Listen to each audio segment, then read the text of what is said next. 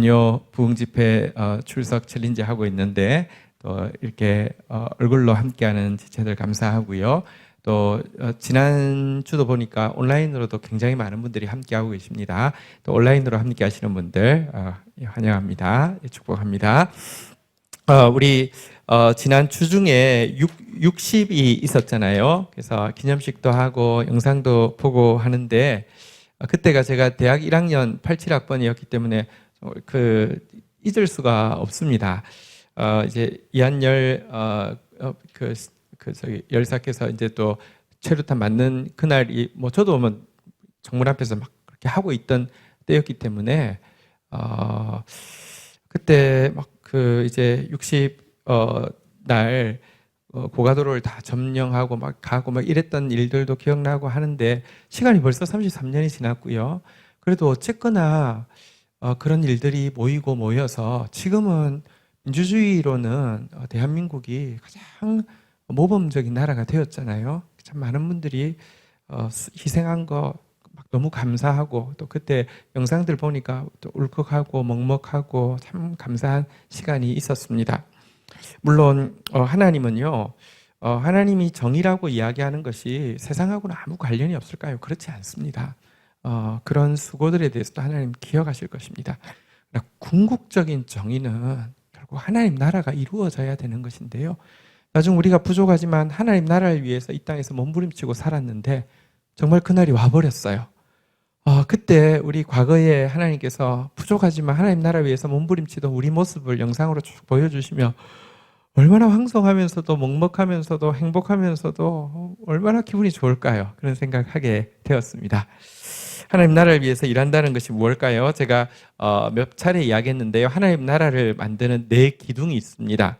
한번 따라하겠습니다. 공의, 정의, 이게 짝이고요. 또 한번 따라하겠습니다. 인자, 성실, 이게 짝입니다.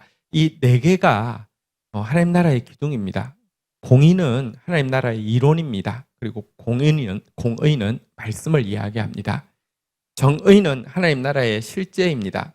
하나님 나라 공의의 말씀을 아는 사람은 반드시 정의의 행동으로 나타나게 되어 있습니다. 정의라고 번역되는 미슈파트라는 단어는요, 한글 성경에 크게 3가지로 번역하고 있는데요. 한번 따라하겠습니다. 주의 법도를 배우게 하소서. 법도라는 단어가 미슈파트입니다. 또 한번 따라하겠습니다. 공평하게 판단하게 하소서. 판단이라는 단어가 미슈파트를 주로 그렇게 번역하고 있습니다. 마지막 하나가 정의라고 번역하고 있는데요. 이 정의는 대부분은 정의라고 번역하죠. 그리고 정의는 용례로 보니까 2가지입니다. 또 한번 따라하겠습니다. 약한 자를 돌아보게 하소서. 영혼을 자유케 하는 사람 되게 하소서. 정의가 뭐냐? 주의 법도 모르고는, 공의 모르고는 일단 정의가 출발하지 않습니다. 자, 주의 법도를 알면 뭐 합니까? 공평하게 자기부터 판단하고 나가야지. 남한테는 다 바른 소리 하는데 자기한테 적용이 안 되면 그건 정의 아닙니다. 그 정의를 아는 사람이 실질적으로는요, 약한 자, 다시 말하면 고아, 과부, 나그네, 약한 자 돌아보는 걸 정의라고 하고요. 그런데 약한 자 돌아보는데, 약한 자 도와주는데 그걸 이용해서 그 사람들을 얽어매고요, 자기 밑에서 꼼짝 못하게 만들고요, 이거는 정의 아닙니다. 그건 또 하나의 사단이 하는 짓입니다. 매인자, 갇힌 자를 하나님 풀어주는 것을 정의라고 이야기하거든요. 이 4가지가 그 미슈파트의 의미, 정의의 의미입니다. 한 번 더 따라할까요? 주의 법도를 배우게 하소서. 공평하게 판단하게 하소서. 약한 자를 도와주게 하소서.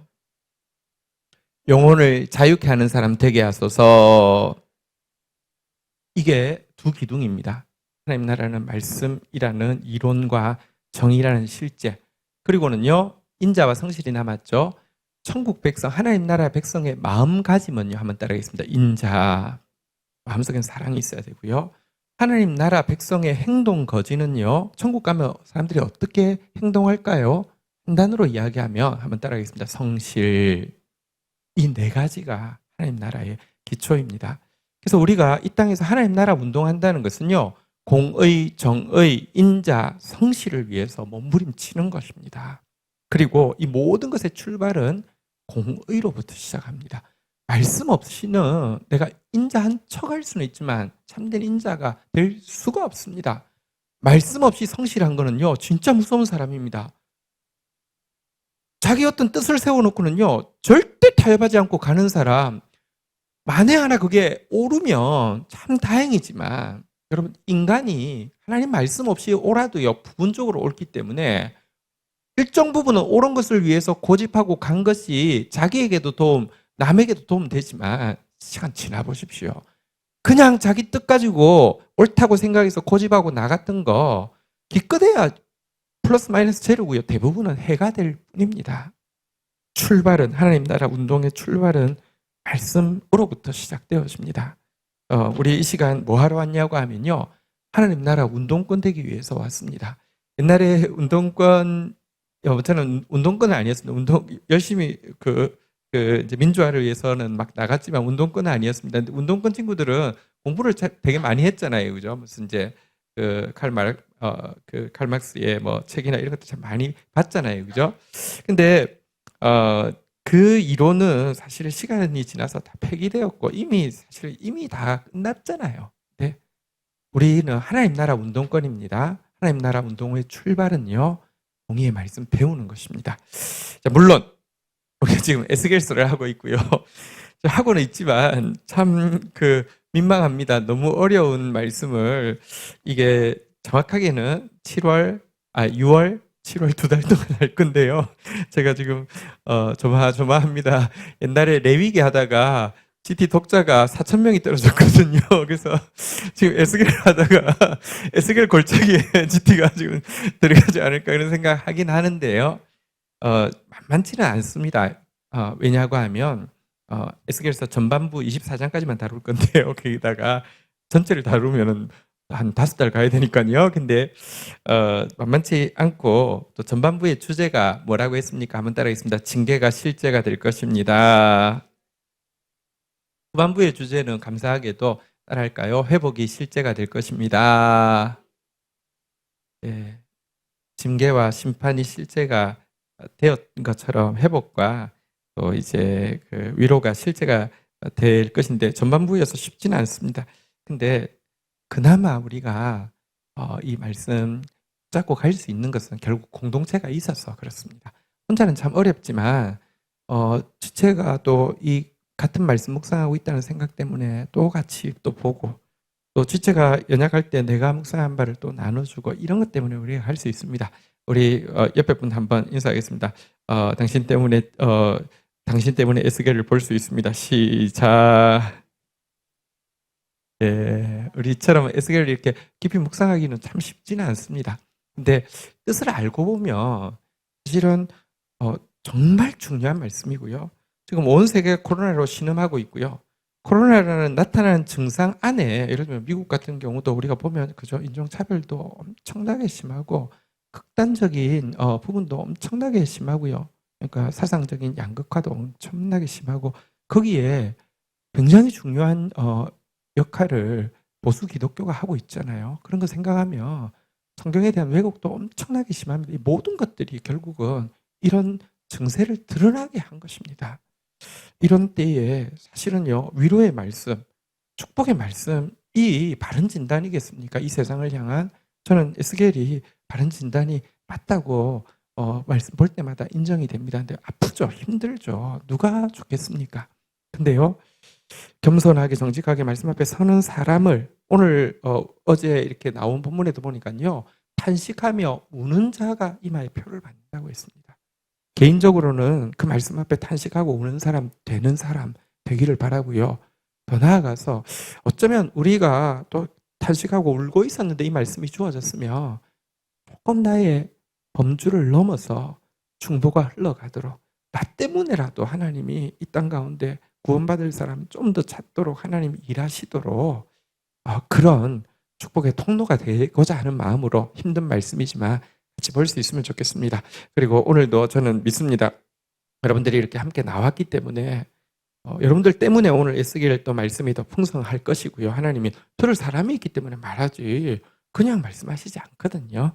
여러분들 덕분입니다. 에스겔서를 같이 나눌 수 있는 거. 자, 우리 에스겔서 10장 9절부터 이제 그 내용을 보도록 하겠습니다. 22절까지 우리 토요일 본문 말씀인데요. 우리 9절, 10절 교독하고 시작하겠습니다. 내가 보니 그룹들 곁에 네 바퀴가 있는데 이 그룹 곁에도 한 바퀴가 있고 저 그룹 곁에도 한 바퀴가 있으며 그 바퀴 모양은 황옥 같으며 10절 읽도록 하겠습니다. 시작.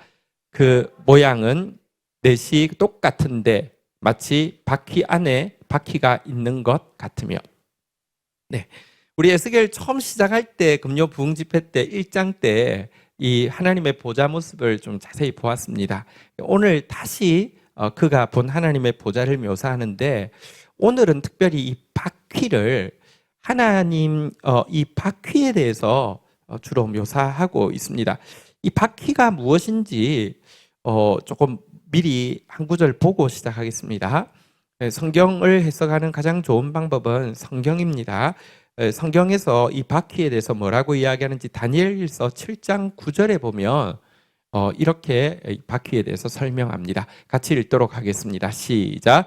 내가 보니 왕좌가 놓이고 옛적부터 항상 계신 이가 좌정하셨는데 그의 옷은 희기가 눈 같고 그의 머리털은 깨끗한 양털 같고 그의 보좌는 불꽃이요 그의 바퀴는 타오르는 불이며 라고 이야기하면서 하나님의 보좌가 있는데 보좌에는 바퀴가 달려 있는데 그 바퀴는 불이 타오르고 있는 바퀴더라 이렇게 묘사하고 있습니다.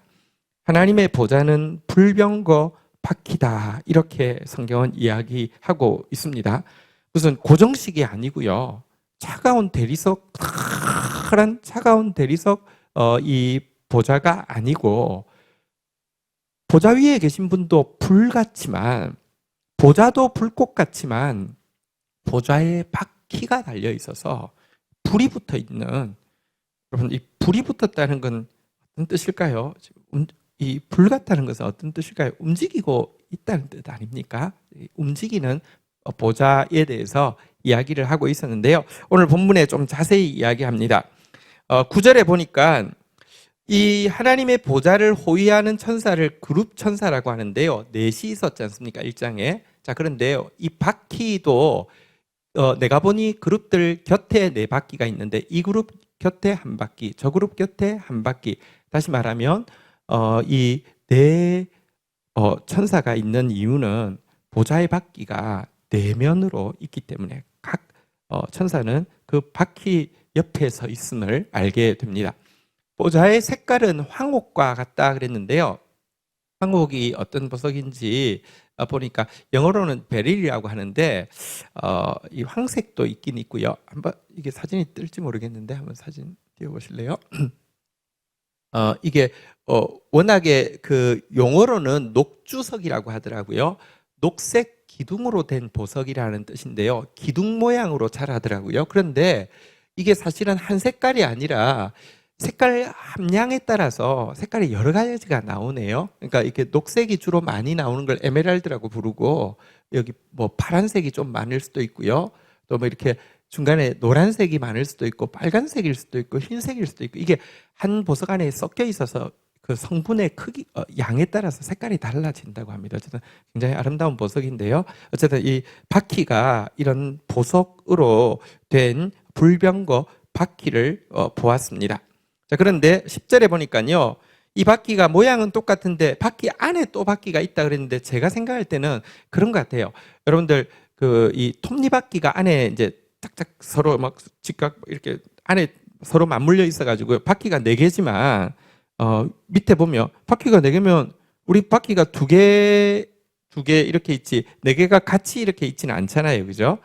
이렇게 사면으로 있으면 할 수가 없잖아요. 근데 이게 안에 서로 톱니바퀴처럼 이렇게 딱 돼 있어가지고 한 방향이 정해지면 4개가 이렇게 그렇게 움직일 수 있는 그런 모양으로 되어 있었던 것 같습니다. 어쨌든 보좌의 바퀴를 보았습니다. 11절, 12절 보도록 하겠습니다. 교독하겠습니다. 그룹들이 나아갈 때에 사방으로 몸을 돌리지 아니하고 나아가되 몸을 돌리지 아니하고 그 머리 향한 곳으로 나아가며 12절 읽도록 하겠습니다. 읽겠습니다. 시작. 그 온몸과 등과 손과 날개와 바퀴 곧 내 그룹의 바퀴 둘레에는 눈이 가득다. 예, 제가 한글을 잘 못 읽습니다. 네. 자, 이 그룹들은 하나님의 명령이 떨어지면 움직이는데 나아갈 때는 이 넷이지만 이 전혀 한 몸처럼 한 방향을 향해서 머리를 향한 한 방향으로만 쫙 나아가는데 그룹들이 움직일 때는 사실은 그룹들은 보좌의 바퀴를 호위하기 때문에 바퀴도 역시 한 방향을 딱 잡고는 나아가는 그런 모습을 보여주고 있습니다. 나아가는데 12절에 보니까 이 그룹 자체도 보니까 몸, 등, 손, 날개에 눈이 다 가득했고요. 바퀴도 또 자세히 보니까 그 바퀴 네 바퀴 전부에 눈이 가득했다 이렇게 이야기하고 있습니다. 이 눈은 요즘 군사 용어로 바꾸면 뭐겠습니까? 레이더와 같은 것이겠죠. 우리가 이제 전투기 만드는데 A사 그 레이더가 이제 레이더 성능이 사실은 전투기 성능에 아주 중요한 것이거든요. 그러니까 모르고 가는 게 아니고요. 열심히 하는데 잘 모르는 게 아니라 알고 간다. 사실은 이 보좌의 바퀴에 있는 눈, 하나님이 모든 것을 알고 있다는 것을 하나님의 지혜를 상징하는 것이겠지요. 그러니까 모든 것을 다 꿰뚫어 보고 있는 하나님. 자, 그리고 이 바퀴에 대해서 13절에 보니까 한 번 더 이렇게 설명하고 있습니다. 같이 읽도록 하겠습니다. 시작. 내가 들으니 그 바퀴들은 도는 것이라 부르며. 바퀴를 뭐라고 부른다고요? 도는 것, 돌고 있다라는 뜻인데요.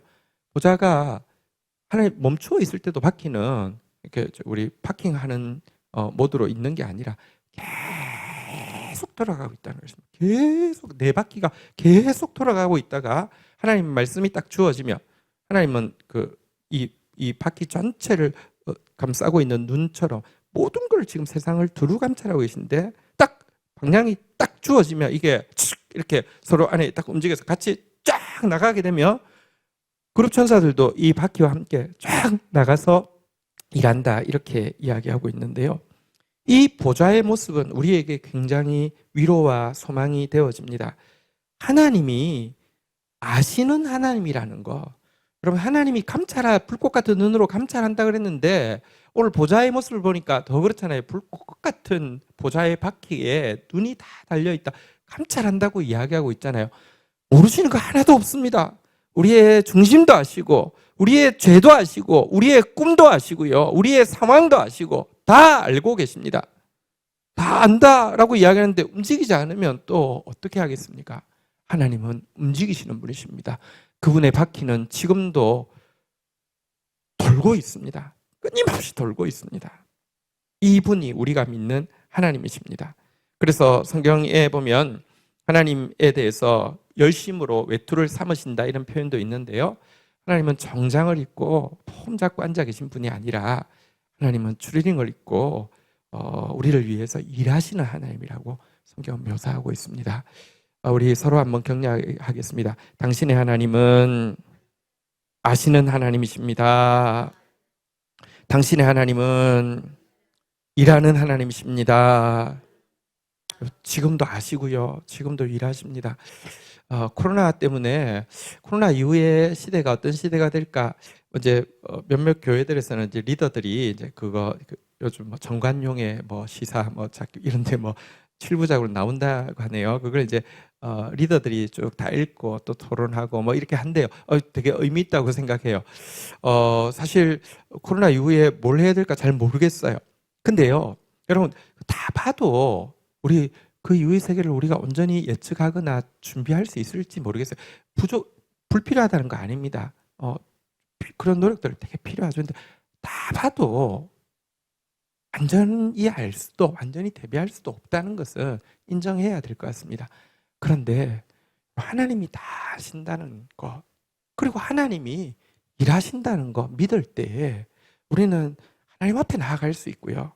하나님 의지할 수 있고요. 하나님으로부터 또 성령을 통하여 지혜를 받을 수 있습니다. 자, 어쨌든 하나님의 보좌 바퀴를 보았습니다.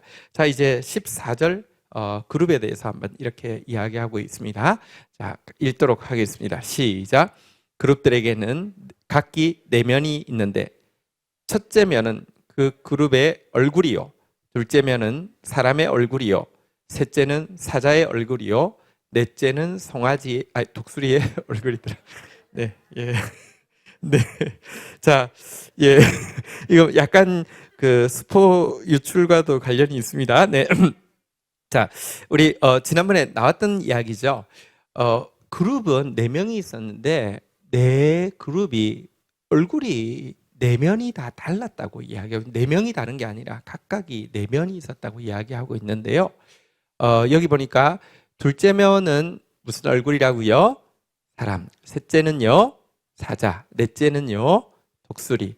근데 첫째를 그룹의 얼굴이라고 이야기하면서 이제 시그니처 그 형상에 대해서 그룹의 얼굴이라고 했는데, 우리 1장에 보니까 그룹의 얼굴에 여기 한 개가 빠졌는데 뭐가 빠졌습니까? 예, 소가 빠졌죠. 소의 얼굴.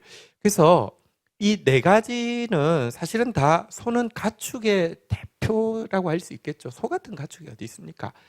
사람은 전체 그 피조물의 대표라고도 할 수 있겠고요. 사자는 맹수의 대표라고 할 수 있겠고, 독수리는 그 공중 나는 새의 대표라고 할 수 있겠죠. 그래서 그런데 이 네 가지 제일 중요한 피조물, 왜냐하면 이 피조물, 피조 세상 전체를 다스리는 하나님 보좌의 바퀴를 호위하기 때문에 이 대표적인 네 개의 피조물의 얼굴을 가지고 있는 것 같은데요. 그 중에서도 시그니처 얼굴 한 개를 그룹의 얼굴이라고 부르면 뭐라고요? 소. 예. 우리 이 나머지 세 개가 뭘 뜻하는지 조금만 묵상하고 그다음에 소 다시 한번 보겠습니다. 사람은 지혜를 상징합니다. 사람에게는 다른 동물들에게 주어지지 않은 지혜가 주어졌습니다. 하나님을 알 수 있는 지정의가 주어졌다는 점에서 사람은 다릅니다. 그런데 여러분, 우리가 하나님의 사람이 되기 위해서, 하나님의 사람으로 서기 위해서 지혜로워야 합니다. 지혜를 받아야 합니다. 여러분 꼭 기도하십시오. 지혜를 달라고. 하나님의 사람은 공부 잘하란 말이 아니라 지혜가 있어야 합니다. 근데 누구에게 지혜가 생기고 점점 늘어나고 사라지지 않는 줄 아십니까? 하나님 경외하는 만큼만 지혜가 생깁니다. 하나님 경외가 끝나면 지혜는 사그라들게 되어 있습니다. 옛날 이야기하게 되어 있고요, 경직되게 되어 있고요, 냄새나게 되어 있고요, 차가워지게 되어 있고요, 딱딱하게 되어 있고요, 빛을 잃게 되어 있습니다. 하나님 경외하는 만큼만 지혜가 자꾸 들어옵니다. 하나님 두려워하고 하나님 경외하면 지혜는 끝없이 들어옵니다. 왜냐하면 하나님은 무한한 하나님이시기 때문에. 우리는 하나님 섬기는 사람입니다. 지혜가 있어야 합니다. 후히 주시고 꾸짖지 않아야 하신다고 하셨습니다.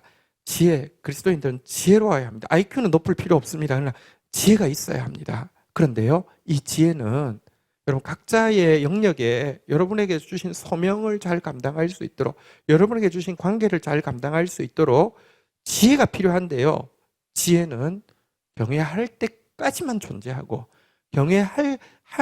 하는 만큼만 들어온다는 거 꼭 기억하시고 하나님 경외하는 저와 여러분 되기를 주의 이름으로 축원드립니다.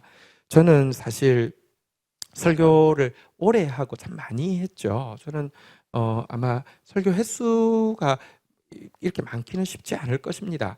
그리고 뭐 설교도 뭐 아주 큰데 또 뭐 온 세계를 다니면서 참 많이 했었습니다.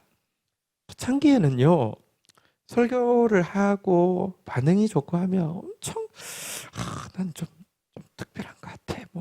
난 좀 괜찮은 것 같아. 이런 생각이 좀 있었습니다. 요즘은 어떨까요? 저는 이렇게 뭐랄까요? GT를 올해가 딱 30년 쓰는 해인데요.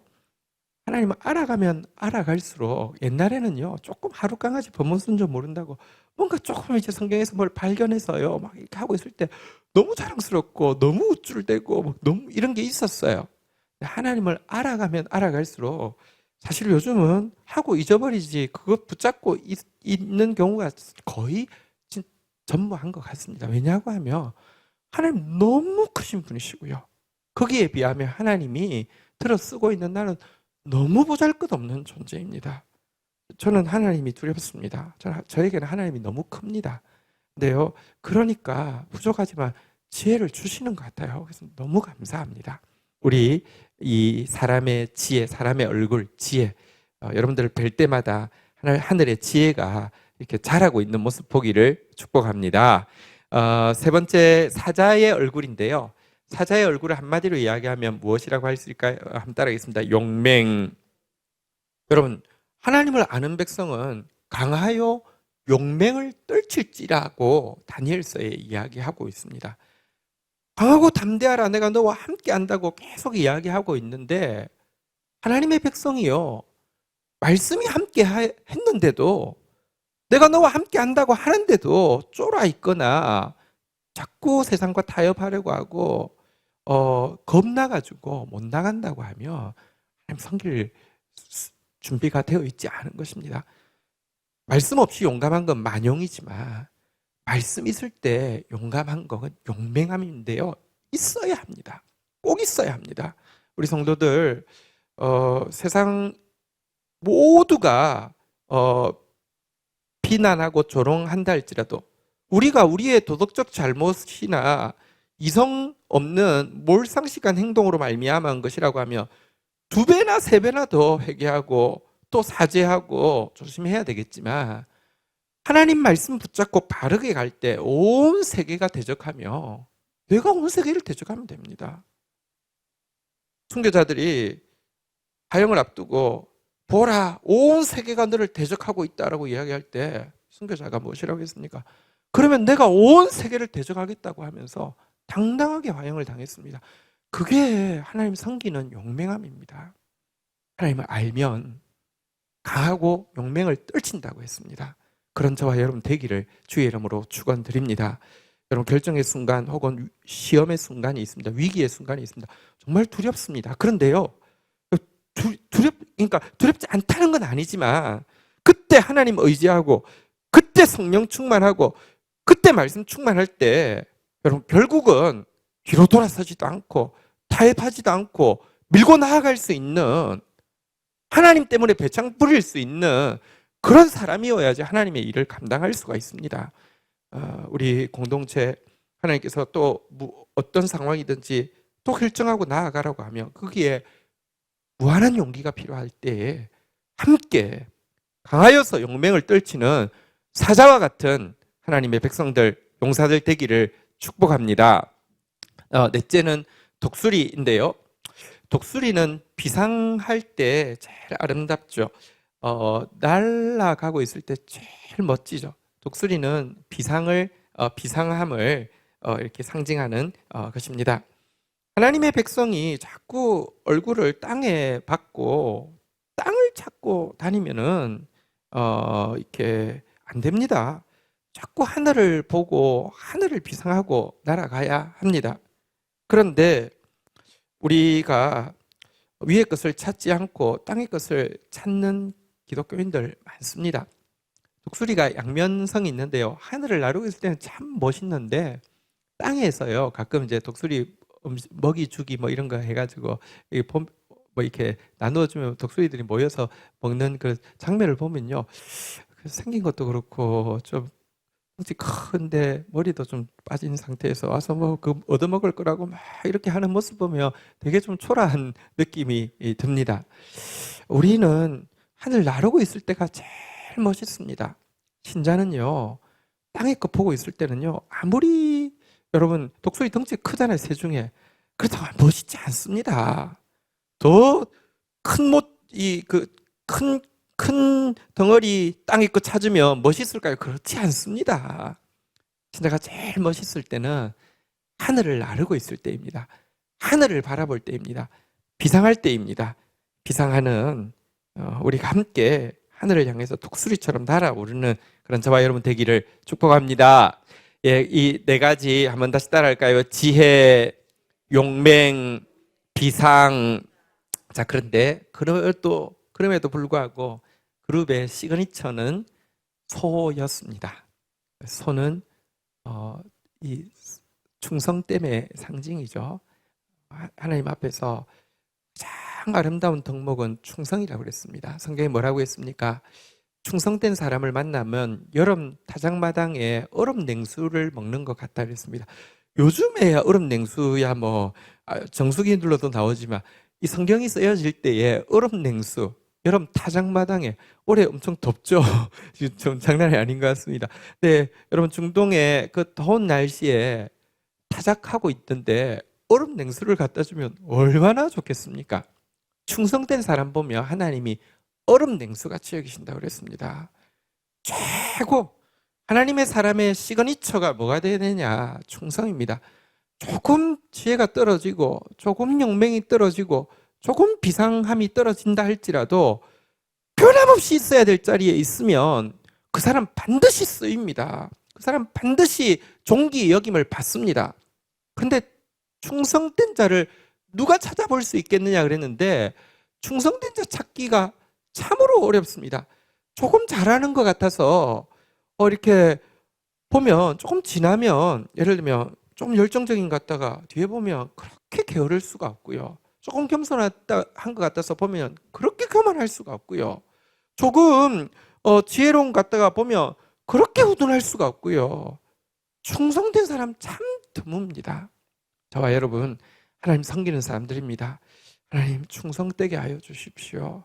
복음은 충성된 자에게 맡기고요. 충성된 자는요, 한번 따라하겠습니다. 가르쳐 지키게 하라.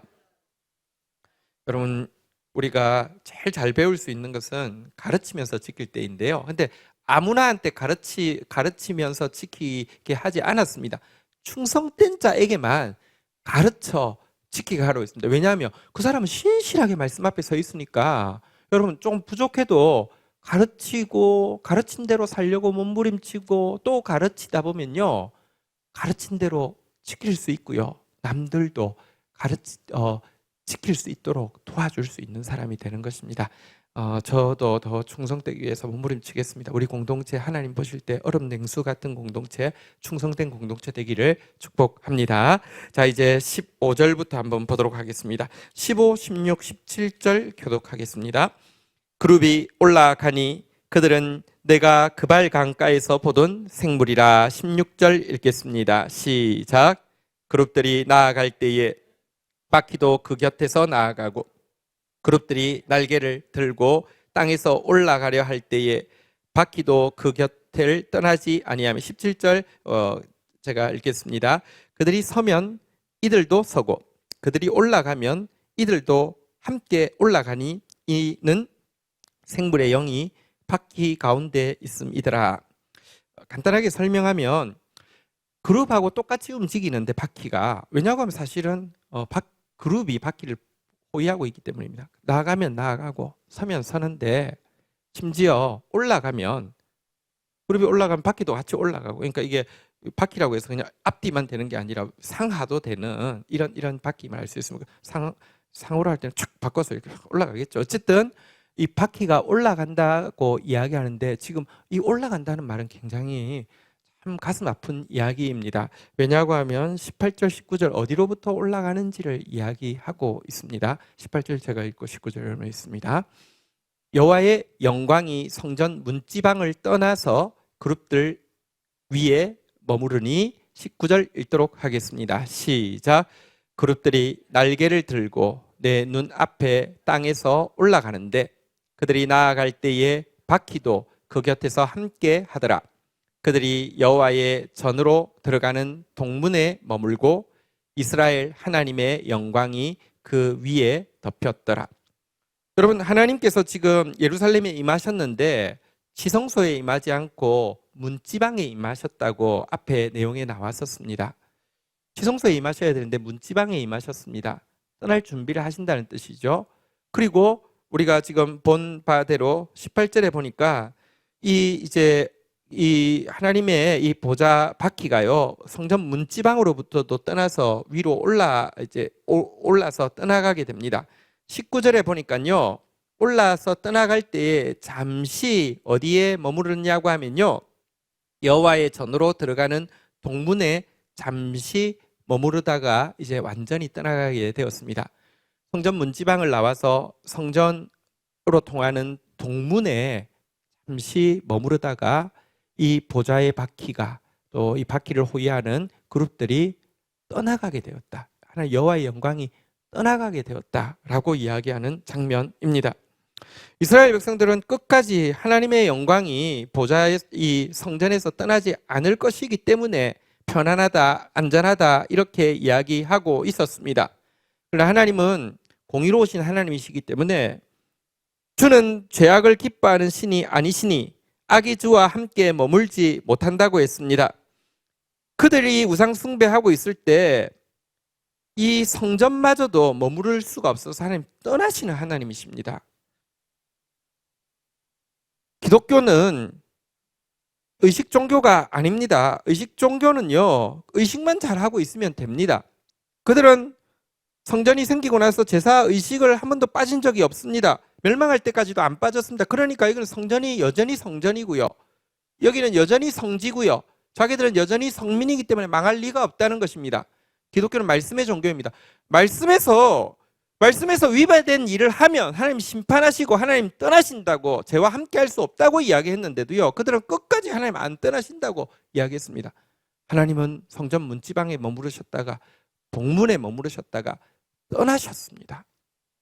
그런데 제가 24장까지 한 번 더 따라 할까요?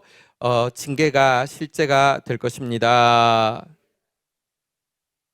그런데요, 25장부터 48장까지 한번 따라하겠습니다. 회복이 실제가 될 것입니다 라고 이야기했는데 왜 그런 줄 아십니까? 43장에 보면 그 앞부분에는 보면 이제 25장부터는 열방에 대한 하나님의 심판과 구원에 대한 내용이 나오다가 이제 본격적으로 나오기 시작할 때가 43장부터인데요. 43장 2절부터 한번 좀 볼게요. 왜 회복이 실제가 되는 줄 아십니까? 1절부터 제가 읽겠습니다. 1절부터 읽을게요. 그 후에 그가 나를 데리고 문에 이르시니 곧 동쪽을 향한 문이라. 오늘 나온 그 문으로 갔습니다. 2절 여러분 읽을까요? 시작. 이스라엘 하나님의 영광이 동쪽으로부터 오는데 하나님의 음성이 많은 물소리 같고 땅은 그 영광으로 말미암아 이제 동쪽으로 동문을 통하여서 떠나가신 하나님이 회복이 실제가 되게 하기 위해서 동문을 통해서 들어오십니다. 3절 또 한번 보도록 하겠습니다. 3절 4절 교도록 하겠습니다.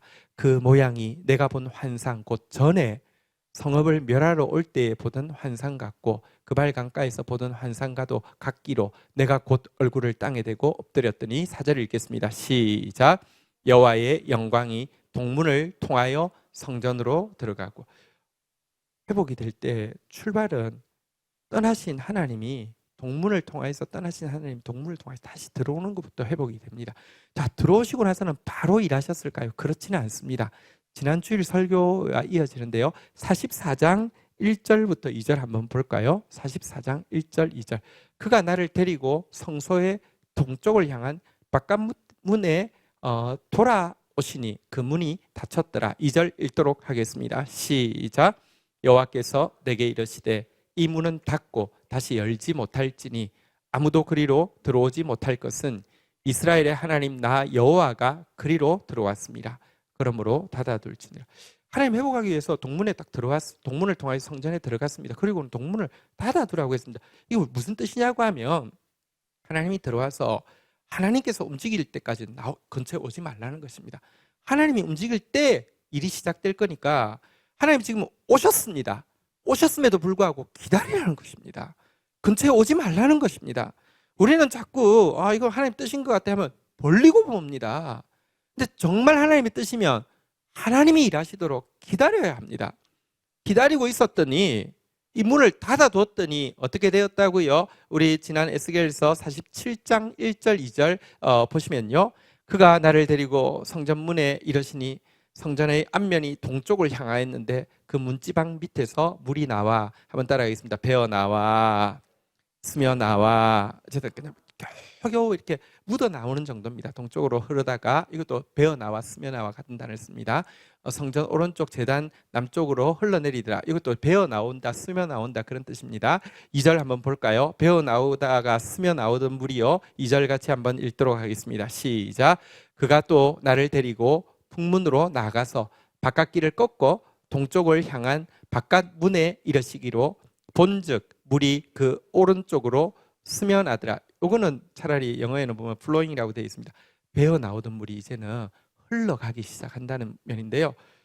자, 성전 문지방에서 문지방을 보여주고 나서는요, 하나님께서 동문을 통과하지 못하겠기 때문에 북문으로 나가서 동문 앞으로 가서 딱 봤더니 여기서부터 플로잉이 되고 있더라, 이렇게 이야기하고 있습니다. 하나님이 시작할 때까지는, 여러분, 회복의 출발은 하나님이 성전에 오시는 것입니다.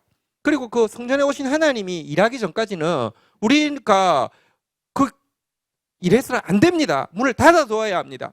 근데 이제 하나님이 일하시기 시작할 때는 보면요, 겨우 배어 나오는 것 같고 겨우 흘러가는 것 같은데 500m 가봤자 발목까지밖에 안 차는 것 같은데요, 조금 지나면 죽은 사해를 살리는 생명의 바다가 흘러서 누구든지 닿는 자마다 살아나는 역사를 하시는 게 하나님의 역사입니다. 이 하나님의 역사. 그런데 오늘 본문은 반대로 그 하나님이 떠나시는 장면을 이제 우리가 보게 된 것입니다.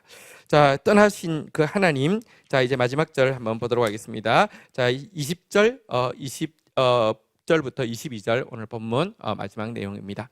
그것은 내가 그발 강가에서 보던 이스라엘의 하나님 아래 있던 생물이라. 그들이 그룹인 줄 내가 아니라. 21절 읽겠습니다. 시작. 내 날개가 있으며 날개 밑에는 사람의 손 형상이 있으니. 22절 읽겠습니다. 시작. 그 얼굴의 형상은 내가 그발 강가에서 보던 얼굴이며 그 모양과 그 몸도 그러하며 각기 곧게 앞으로 가더라. 여기서 20절만 보고 정리하도록 하겠습니다. 그가 지금 본 천사가 내가 본 것 같은데 누구더라 하고는 1장에서 본 바로 그 그룹 천사임을 알게 되었다는 내용인데요. 여기에 대해서 조금 설명을 드리겠습니다.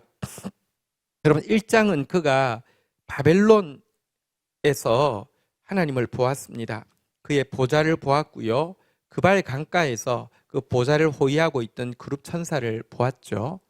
그런데 지금 에스겔 10장은 무대가 어디냐고 하면 예루살렘입니다. 너무 신비한 일입니다. 어떻게 그냥 그가 하나님께서 주의 영이 그의 머리 한 모습을 잡고 예루살렘으로 옮기셨습니다. 상상하기 힘든 일입니다. 그냥 뭐 환상을 본 거 아닌가 이렇게 쉽게 생각할 수 있는데 아닐 수도 있습니다. 왜냐고 하면 바울이 굉장히 분석적인데 자기가 삼층천을 본 그 내용을 묘사할 때 내가 몸 안에 있었는지 몸 밖에 있었는지, 다시 말하면 그냥 혼이 나가서 간 건지 몸과 함께 갔는지를 정확하게는 모르겠다, 하나님이 아신다라는 표현을 3번 썼습니다.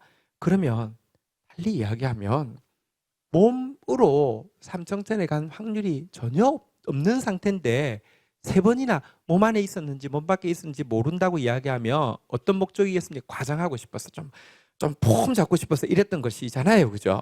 그런 스타일이 아니잖아요. 그러니까 그가 실제로 몸을 입고 삼청천까지 올라갔을 확률도 상당히 있습니다.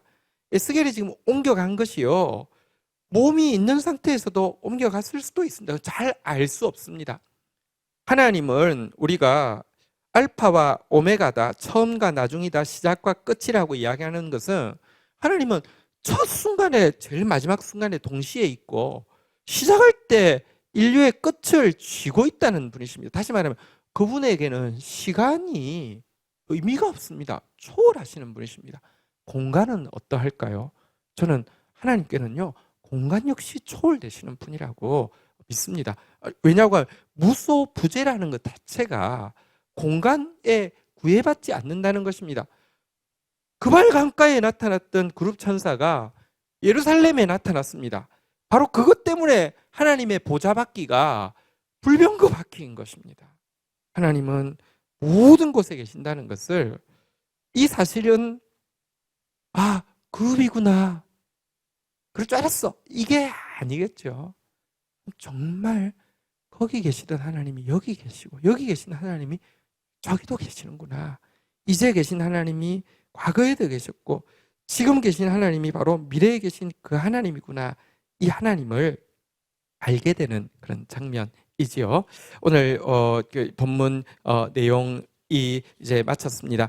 이 말씀 가지고 우리가 한번 같이 기도하며 찬양하며 나가려고 하는데요. 우리 자리에서 일어서셔서 우리 같이 한번 찬양하고 또 기도로 반응하며 나가도록 하겠습니다.